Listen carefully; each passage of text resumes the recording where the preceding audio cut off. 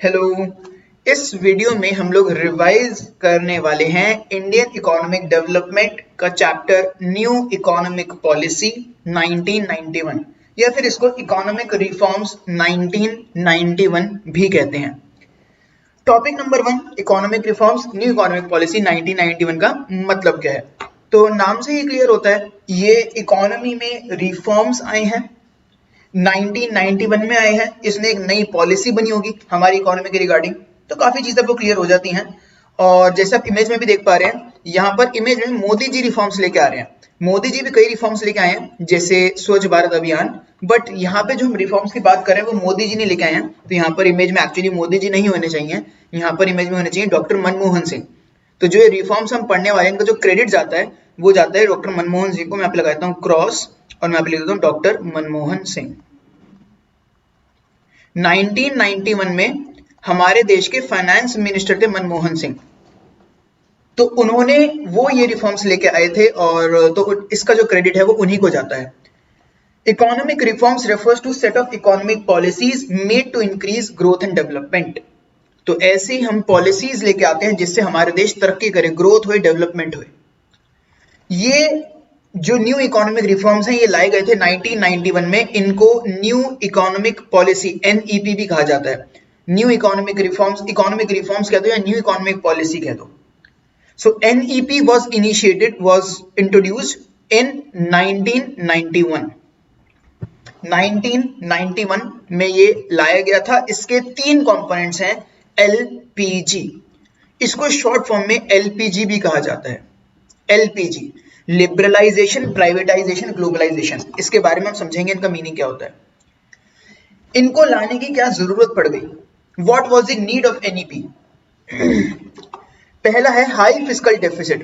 Fiscal deficit का meaning important है, ये चीज आपने मैक्रो इकोनॉमिक्स में भी पढ़ी होगी। फिस्कल डेफिसिट का मतलब होता है बोरोइंग्स ऑफ द गवर्नमेंट या फिर borrowings by the government to cover expenditure over income. जो गवर्नमेंट का खर्चा ज्यादा है कमाई से, तो उसको कवर करने के लिए गवर्नमेंट को बोरो करना पड़ेगा। एग्जांपल, गवर्नमेंट की इनकम है लेट अस से 1 लाख, सिंप्लिसिटी के लिए 1 लाख करोड़ जो भी होगा हम आगे लगा लेंगे वो। तो 1 लाख की इनकम है, बट गवर्नमेंट के खर्चे टोटल कितने हो गए, लेट अस से 1,20,000। तो जो 20,000 का डेफिसिट आ रहा है उसके लिए गवर्नमेंट को बोरो करना पड़ेगा, that is fiscal deficit. High fiscal deficit is bad because it shows poor financial health and it also increases inflation. So fiscal deficit एक बहुत ही बुरी सिचुएशन होती है। बोरोइंग लेना तो बुरी सिचुएशन होती ही है, चाहे वो गवर्नमेंट ले या फिर कोई इंडिविजुअल बोरो करे बहुत ज्यादा, तो बैड सिचुएशन तो होती है ही। इससे पता चलता है कि आपकी फाइनेंशियल हेल्थ ठीक नहीं है और इससे इन्फ्लेशन भी बढ़ती है, महंगाई हो जाती है इससे। क्योंकि अगर जब पैसा बोरो करा जाता है तो गवर्नमेंट को पैसा बोरो करना पड़ेगा, देश में पैसा आएगा तो फिर उससे मनी सप्लाई बढ़ जाएगी, मनी सप्लाई बढ़ने से महंगाई बढ़ जाती है। 1981-82 में फिस्कल डेफिसिट था 5.4% के आसपास, ये हो गया 1990-91 में 8.4%। तो ये याद रखने वाली चीज है, जब न्यू इकोनॉमिक पॉलिसी आई उससे 10 साल पहले फिस्कल डेफिसिट था 5.4% और 10 साल में ये बढ़ गया 8.4%। मतलब टोटल जीडीपी का गवर्नमेंट को 8% लोन लेना पड़ा था उस समय पर। इतना ज्यादा फिस्कल डेफिसिट था 1991 में। तो गवर्नमेंट को ये नई पॉलिसी लानी पड़ी, कुछ रिफॉर्म्स लाने पड़े। आज के टाइम पे जो फिस्कल डेफिसिट है वो अराउंड 2017 में जो आपका लेटेस्ट डेटा आपको याद रखना है वो था 3.4% के आसपास, 3.4। तो 5.4 से 3.4, 3% बढ़ गया था और वापस 3% पर आ गया है, 3.4% पर आ गया है। तो इस तरह से आप याद रख सकते हैं। Next is BOP crisis. BOP is balance of payment. BOP crisis is BOP deficit. It is a situation where total payments are more than total receipts in an economy. BOP होता है हमारे देश का क्या पेमेंट्स हैं, हमारे देश का क्या इनफ्लोज एंड आउटफ्लोज हैं विद अदर कंट्रीज। सो अगर हमारे देश की पेमेंट बहुत ज्यादा है, पैसा बाहर से बहुत कम आ रहा है, बाहर की कंट्रीज से हम फॉरेन एक्सचेंज बहुत ज्यादा पे कर रहे हैं, बाहर से पैसा बहुत कम आ रहा है, उसको कहते हैं deficit, BOP deficit. Total payment जो है हम जो पे कर रहे हैं वो ज्यादा है टोटल रिसीट से। अगेन ये बहुत नेगेटिव सिचुएशन है क्योंकि हम लोग ज्यादा पे कर रहे हैं। By the end of 1990 India's deficit and borrowings were constantly high. तो इंडिया का जो बीओपी डेफिसिट है और जो इंडिया का फिजिकल डेफिसिट है वही बता रहा है, वो दोनों ही चीजें बहुत हाई थी। ये प्रॉब्लम की बात है बहुत। Fall in forex reserve, foreign exchange is also known as forex, FOR से फॉरेन, EX से एक्सचेंज। हमारे देश के फॉरेन एक्सचेंज रिजर्व्स एक हमारे देश के लिए एसेट होते हैं। हमारे देश के पास कुछ ना कुछ फॉरेक्स रिजर्व्स हमेशा रखे रहने चाहिए। अगर हम सामान को इंपोर्ट करते हैं तो हमें फॉरेक्स में पेमेंट करनी पड़ती है, और फॉरेक्स रिजर्व्स का भी वैसे भी बहुत फायदा होता है। सो फॉरेक्स रिजर्व्स एक इंपॉर्टेंट एसेट होते हैं हर एक कंट्री के लिए। इंडिया के फॉरेक्स रिजर्व्स 1990 में इतने कम हो गए थे कि इंडिया के पास पैसे नहीं थे टू पे for imports for even 10 days. 1990 में India's forex reserves fell to such low level that it was not enough to pay for imports. Imports के टाइम पे हमें फॉरेक्स पेमेंट करनी पड़ती है। अगर हम बाहर से कुछ सामान मंगाते हैं तो हम फॉरेक्स में पेमेंट करेंगे। हमारे पास 10 दिन के इंपोर्ट के पैसे नहीं थे। Bad situation. Government had to mortgage India's gold reserves with the World Bank to pay its liabilities. So government को इंडिया का जो गोल्ड है उसको गिरवी रखना पड़ा था वर्ल्ड बैंक के पास, लोन लिया फिर और उससे अपनी लायबिलिटीज को पे करा। सो आपको समझ आ रहा होगा यहाँ पर की सिचुएशन कितनी खराब थी। ये पूरी 1990s की बात हो रही है, 1990 के आसपास के समय की, क्योंकि 1991 में फिर उसके बाद न्यू इकोनॉमिक पॉलिसी या फिर इकोनॉमिक रिफॉर्म्स लेकर आए। Next, inflationary spiral. हमारे देश में उस समय महंगाई बहुत बढ़ रही थी, इंक्रीज इन प्राइसेस हो रहा था, और इसका रीजन मैं ऊपर समझा भी है क्योंकि फिजिकल डेफिसिट था, तो ये भी एक रीजन था जो कंट्रीब्यूट कर रहा था हमारे देश की महंगाई में। और ये इसलिए होता है क्योंकि मनी सप्लाई बढ़ती है। Next, poor performance by PSUs, public sector undertakings are the government undertakings. उनकी परफॉर्मेंस भी कुछ खास नहीं थी, पुअर थी। So several thousand crore was invested in growth of PSUs, but due to corruption they led to huge losses. कई सारी problem से PSUs में, हमें पता ही है, इनएफिशिएंट वर्किंग होती है, ढंग से काम नहीं होता है पब्लिक सेक्टर अंडरटेकिंग्स में, और कई सारी प्रॉब्लम्स और भी होती हैं, इसलिए उनकी परफॉर्मेंस खराब थी। तो गवर्नमेंट को कुछ सीरियस स्टेप्स लेने पड़े। तो यहाँ पर हमने क्या समझा, क्या क्या प्रॉब्लम थी आप कह सकते हो लेट 1980s में, इसलिए गवर्नमेंट को 1991 में कुछ ऐसा लाना पड़ा जिससे कि सिचुएशन बदली जा सके। पूरी सोच बदल गई यहाँ पे गवर्नमेंट की, और फिर गवर्नमेंट लाई न्यू इकोनॉमिक पॉलिसी जिसके 3 एलिमेंट्स थे, लिबरलाइजेशन, प्राइवेटाइजेशन, ग्लोबलाइजेशन। लिबरलाइजेशन का मतलब होता है फ्रीडम। किसी को लिबरलाइज, ये नॉर्मल इंग्लिश वर्ड है, फ्रीडम, फ्रीडम दे देना किसी को, ठीक है। So it means freedom of producing units from restrictions imposed by government. Simple words में गवर्नमेंट ने फ्रीडम दे दी उन लोगों को जिन पे गवर्नमेंट ने रिस्ट्रिक्शंस लगा रखी थी, जो था प्राइवेट सेक्टर।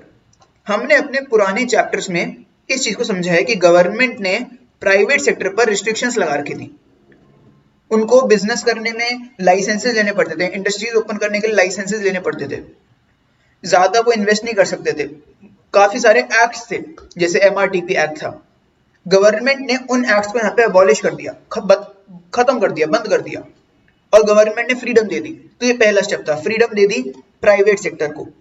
1991 से पहले government had imposed many controls, restrictions on private enterprises such as import restrictions, import करने पे थोड़ी परेशानी, इंडस्ट्रियल लाइसेंसिंग, इंडस्ट्रीज ओपन करने में permission, restrictions on investment, investment ज्यादा नहीं कर सकते आप, गवर्नमेंट की परमिशन लेनी पड़ती थी, प्रॉब्लम्स होती थी, पेपर वर्क बहुत था, कई सारे कानून थे इसके रिगार्डिंग। इनसे क्या होता था, करप्शन होता था, इनएफिशिएंसी आती थी, क्योंकि गवर्नमेंट को फिर हमें देना पड़ता था गवर्नमेंट ऑफिशियल्स को अपना काम करवाने के लिए, परमिशंस लेने के लिए। जीडीपी ग्रोथ बहुत कम हो रही थी। लिबरलाइजेशन लाया गया 1991 में, न्यू इकोनॉमिक पॉलिसी का पहला कंपोनेंट, पहला एलिमेंट। कई कंट्रीज पहले ही इसको ये वाला रूल फॉलो करके कई बहुत ज्यादा सक्सेस अचीव कर चुकी थी। उन्होंने काफी, उनमें ग्रोथ हुई थी उन देशों में, जैसे कोरिया, थाईलैंड। सो गवर्नमेंट ने वहां से भी देखा कि यार ये देश अच्छा कर रहे हैं तो हम क्यों नहीं अच्छा कर सकते, अच्छी चीज है, ऐसे सीखना चाहिए दूसरे कंट्रीज से। सो ये था लिबरलाइजेशन। मेन इसमें कीवर्ड क्या है जो आपको याद रखना है, freedom.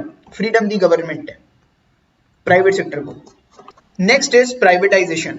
Privatisation is involving the private sector in ownership of government organization. नाम से वो क्लियर होता है, प्राइवेटाइजेशन, प्राइवेट कर देना चीजों को।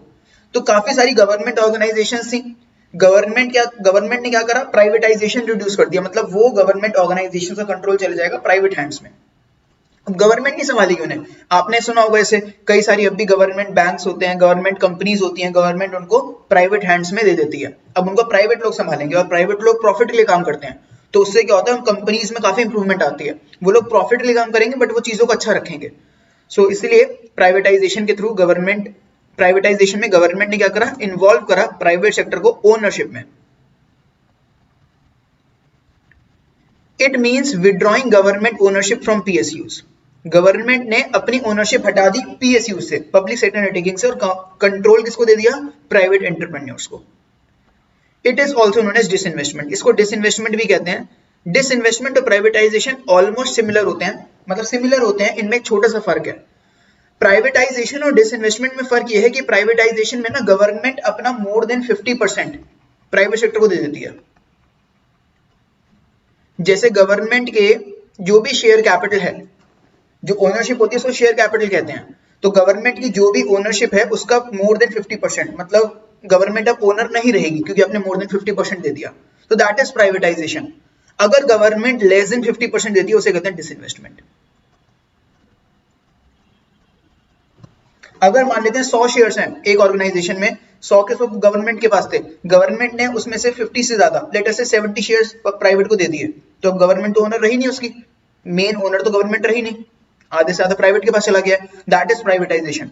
अगर लेटर से गवर्नमेंट लेस देन 50 देती, लेटर से 10, 20, 30, 40% शेयर्स दे देती, तो फिर उससे क्या होता है, गवर्नमेंट तब भी मेन ओनर रहेगी क्योंकि गवर्नमेंट के पास तब भी मेजॉरिटी है, that is disinvestment. Globalization, globalization नाम से भी आपको मीनिंग क्लियर होता है, ग्लोबल कर देना चीजों को, इंडिया छोड़ो पूरे दुनिया की बात करो एक साथ। Globalization it means integrating the Indian economy with other economies to ensure free flow of trade and capital. So integrating मतलब मिला देना हमारे देश की इकोनॉमी को with other economies. Simple words में इंपोर्ट एक्सपोर्ट पे फ्रीडम दे देना, बाहर के लोग इंडिया में इन्वेस्ट कर पाएंगे और ये सब चीजें, और इंडिया के लोग भी बाहर इन्वेस्ट कर पाएंगे। इससे क्या होगा, इंश्योर हो जाएगा फ्री फ्लो, मतलब कोई रिस्ट्रिक्शन नहीं है किसका, ट्रेड का, ट्रेड मतलब goods and services, business, capital मतलब पैसा, तो बाहर के लोग इंडिया में इन्वेस्ट कर पाएंगे, इंडिया के लोग बाहर इन्वेस्ट कर पाएंगे, इंडिया के लोग बाहर सामान भेज पाएंगे, इंडिया के लोग बाहर सामान ले भी पाएंगे, रिस्ट्रिक्शंस कम कर दी हैं, दैट इज ग्लोबलाइजेशन। और हमारे देश को मिलाना था with global economy.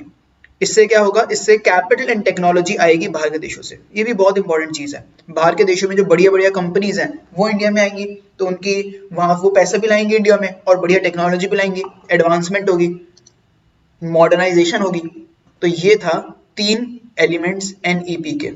Next merits क्या हुए इसके, कई सारे फायदे हुए एलपीजी के। ओवरऑल एलपीजी वाज सक्सेस, काफी फायदा मिला हमारे देश को एलपीजी से, पूरे देश की सिचुएशन बदल गई एक्चुअली।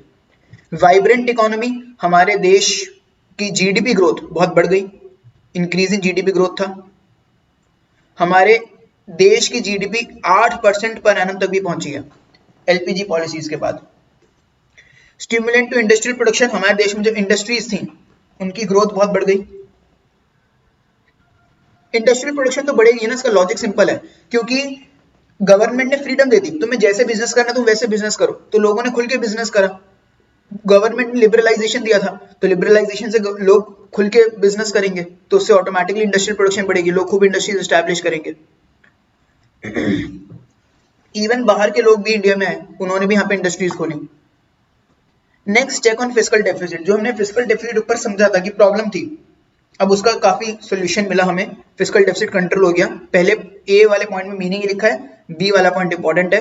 हमने उस समय समझा था 8.5% तक पहुंच गया था वो, 8.4% के आसपास, ये देखो ऊपर 5.4 से 8.4 ये रहा। अब 8.4 8.4 या 8.5 एक ही बात है, तो 8.4 से 3.5 आ गया, या 3.4 कह सकते हो, एक ही बात है, ठीक है।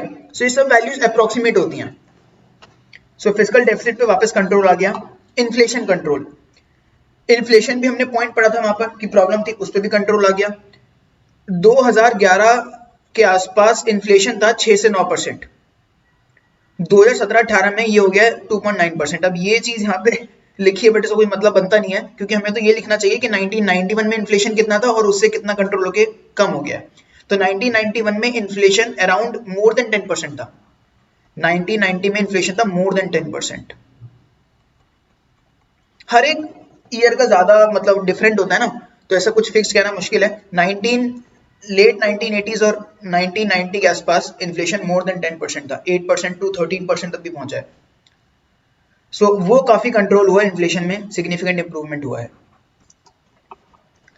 देन फॉरेक्स रिजर्व जो थे हमारे देश के वापस से ठीक हो गए, कंफर्टेबल लेवल से पहुंच गए हैं, और फॉरेक्स रिजर्व का फायदा दे रखा है कि इससे कॉन्फिडेंस बढ़ता है ग्लोबल इन्वेस्टर्स का in Indian market.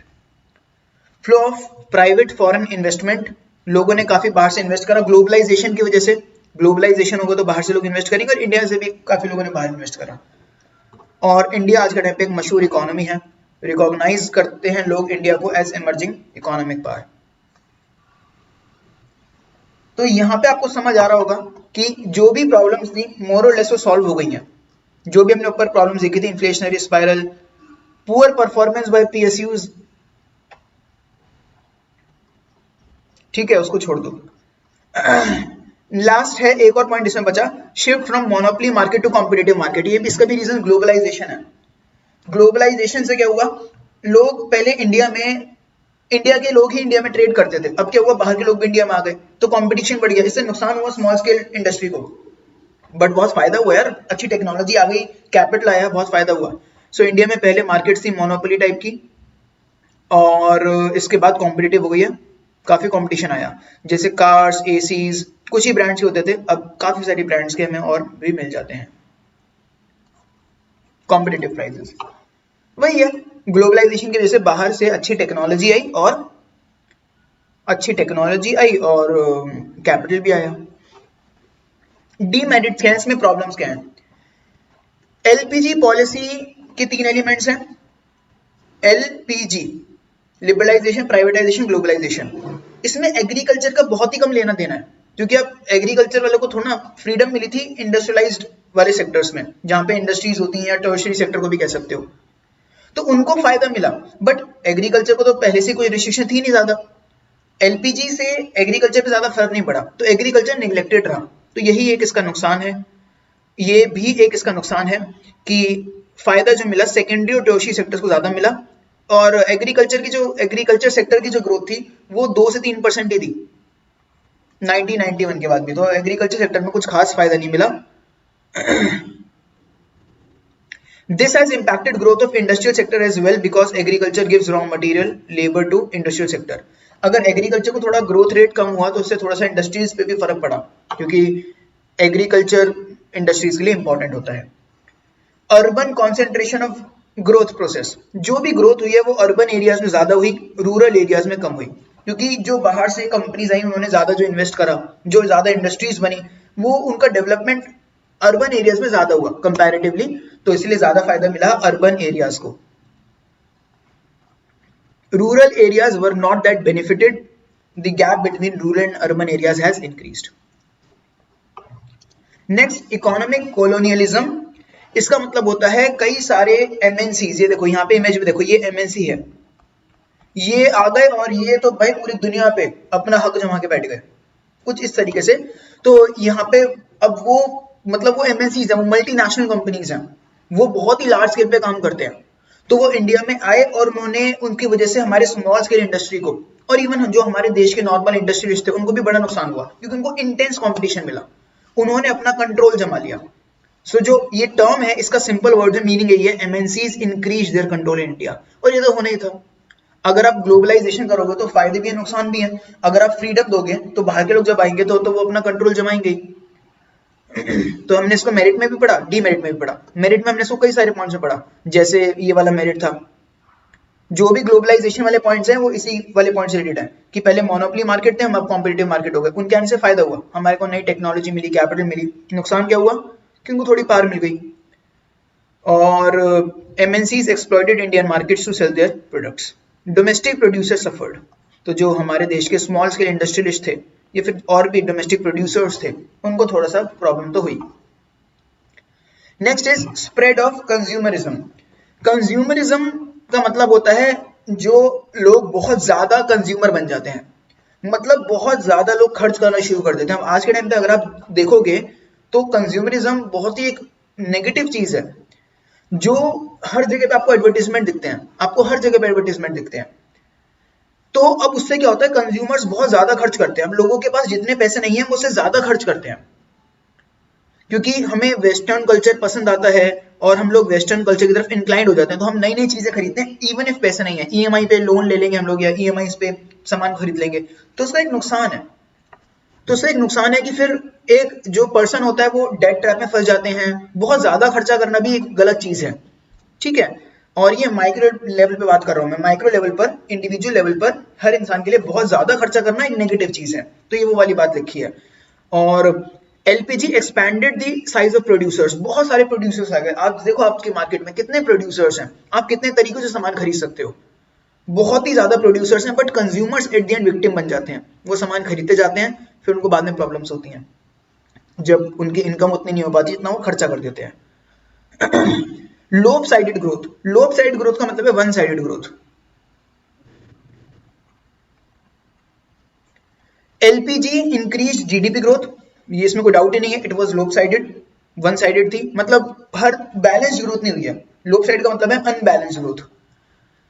All sectors did not grow equally, सब सेक्टर्स को इक्वली फायदा नहीं हुआ। टर्शियरी सेक्टर को सबसे ज्यादा फायदा हुआ। और फार्मर्स, ये तो एक्चुअली रिपीटेड टाइप का पॉइंट हो गया जो हमने फर्स्ट वाला पॉइंट पढ़ा था। सो फार्मर्स को उतना ज्यादा फायदा नहीं हुआ। फार्मर्स को फायदा हुआ कैश क्रॉप्स के रिगार्डिंग, जो फॉरेन मार्केट्स में बेचते हैं। So Indian farmers increase production of cash crops for foreign markets instead of food grains. तो कई फार्मर्स ने ये करा। तो वही ये कहना चाह रहा है कि हमारे देश में एग्रीकल्चर सेक्टर को फायदा मिला, एग्रीकल्चर सेक्टर फायदा नहीं मिला, इंडस्ट्रियल सेक्टर को फायदा मिला कम, और टर्शियरी सेक्टर को सबसे ज्यादा फायदा इसमें हुआ। Unbalanced growth, cultural erosion, Erode word आपको पता ही है, खराब हो जाना। कल्चर थोड़ा सा इससे भी खराब हुआ है। मॉडर्नाइजेशन से इसके थोड़े से नेगेटिव इंपैक्ट तो होते ही हैं। जैसे जब भी किसी भी देश में मॉडर्नाइजेशन होगी, चीजें इंप्रूव होंगी, तो स्प्रेड ऑफ कंज्यूमरिज्म हो गई, लोग ज्यादा खर्चा करेंगे। अब कोई आपको एक थोड़ा सा एक ऐसा एरिया ले लो जहां पे ज्यादा ग्रोथ नहीं है, अगर वहां पे बहुत अच्छी ग्रोथ हो जाए, वहां पे मॉल्स आ जाए, बहुत अच्छी अच्छी मार्केट्स आ जाएं, तो लोग वहां पर थोड़ा खर्चा करेंगे ही, और वहां पर थोड़ा सा कल्चर भी इरोड हो गई। इसका एग्जांपल तुम ही हो बेस्ट, एक्चुअली हम सभी हैं इसका एग्जांपल। जैसे हमारा जो लॉयल्टी टुवर्ड्स फैमिली है, लॉयल्टी टुवर्ड्स सोसाइटी है, ये इंडिया की स्ट्रेंथ थी पहले, बट इनमें नुकसान हुआ है कुछ हद तक। फॉर एग्जाम्पल, आप सब हर दिन जैसे रिलेटिव्स आते थे, सबके पहले पैर छुआ करते थे, ये रूल होता था। और इवन रिलेटिव्स के नहीं, हर किसी बड़े के जो भी आ जाए, मतलब इवन पड़ोसी भी होगा तो उसके भी सबके बिल्कुल लाइन से पैर छुए जाते थे। बट ये एक कल्चर था, तो अब वो चीज थोड़ा सा उसमें सफर, उसने उस चीज ने थोड़ा सफर करा है। और कुछ ऐसी ही चीजें, कल्चर टुवर्ड्स फैमिली, आप समझ गए होंगे मैं क्या कहना चाह रहा हूँ। तो इसने यहाँ पे भी एक थोड़ा सा नुकसान हुआ है। लोग टेलीविजन, मोबाइल से सामने टाइम थोड़ा ज्यादा बिताते हैं, लैपटॉप के सामने, सब चीजों के सामने, स्क्रीन के सामने, और इस तरीके से हमें ये भी नुकसान हमें थोड़ा सा हुआ है। कुछ चीजें आपको चैप्टर में याद रखनी चाहिए। LPG was introduced in on 24 जुलाई। हमने ईयर तो पहले पढ़ा था, डेट नहीं पढ़ा था, डेट भी याद रख लेना। 24 जुलाई को आया था। उस समय हमारे फाइनेंस मिनिस्टर कौन थे? डॉक्टर मनमोहन सिंह। हमारे उस समय प्राइम मिनिस्टर कौन थे 1991 में? पीवी नरसिम्हा राव। याद रखनी है चीज, ये वाला पॉइंट नोट्स में कवर्ड नहीं है जो हमने ऊपर पढ़ा था। फिस्कल डेफिसिट कितना था 1981 में? 5.4%। 81 में, फिर 91 में बढ़ के हो गया 8.4%, फिर अभी रिसेंटली काफी इंप्रूवमेंट हुई है 3.4%। एक्चुअली फिस्कल डेफिसिट कितना होना चाहिए? इंटरनेशनल ऑर्गेनाइजेशंस और रिसर्च ये कहते हैं कि आपका फिस्कल डेफिसिट अराउंड 3% के आसपास होना चाहिए। Next, growth rate of primary sector during 1990s 2.3%। मतलब 1990s में प्राइमरी सेक्टर, एग्रीकल्चर सेक्टर का ग्रोथ रेट काफी कम था। अगर आपको कुछ और पॉइंट्स ऐसे मिलते हैं जो आपको इसमें याद करने चाहिए, तो आप यहाँ पे लिख के इसको कंप्लीट करके उनको लर्न भी कर सकते हो। So that is it for this revisionary video. Bye bye.